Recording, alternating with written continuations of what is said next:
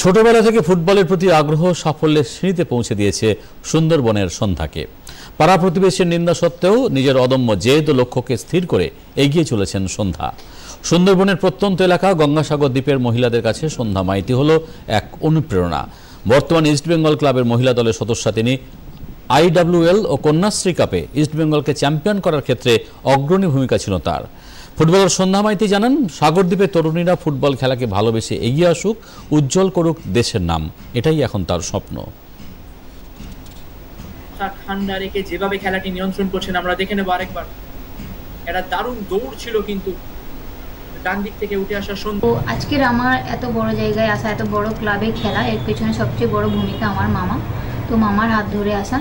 তো গঙ্গাসাগর একটা ছোট্ট দ্বীপ, বলতে গেলে গ্রাম। এই গ্রাম থেকে একটা মেয়ে ফুটবল খেলা, এটা হচ্ছে অনেক একটা বড় ব্যাপার।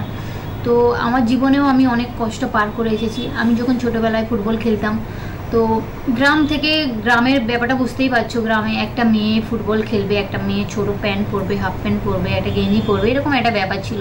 তো আমি যখন খেলতাম, আমার আশেপাশে পাড়া প্রতিবেশীরা অনেক কমেন্ট করতো কি মেয়ে মেয়ে হয়ে ফুটবল খেলছে। আর আমার আশেপাশে কোনো মেয়ে খেলতো না যেহেতু, তো আমি ছেলেদের সাথেই প্রথম খেলতাম, ছেলে বাচ্চা ভাইদের সঙ্গে প্রথমে খেলতাম। তো বলতো ছেলেদের সাথে খেলছে একটা মেয়ে, তো এরকম নানান কমেন্ট আসতো। বাট আমি কোনোদিনও ওইগুলো কানে দিইনি। মেয়ের সাফল্যে খুশি বাবা ও মা।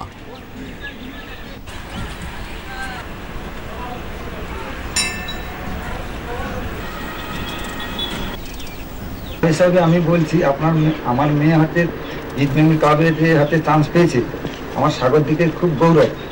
এবং সন্ধ্যার মতন আরও যারা খেলোয়াড় হাতে আমার সাগরদ্বীপ মেয়েরা খেলতে, ওদের মতন যেন ওই জায়গায় পৌঁছতে পারে, আমি সেই জন্য অভিনন্দন জানাচ্ছি। খুশি, ভালো আনন্দ, সব লোকে পাড়া প্রতিবেশী সবার আনন্দ, সব লোক ভালো বলে আরও উঁচুতে যাবো এরকম বলে সব লোক, পাড়া প্রতিবেশী কুটুম্বা ঘরের লোক সবাই।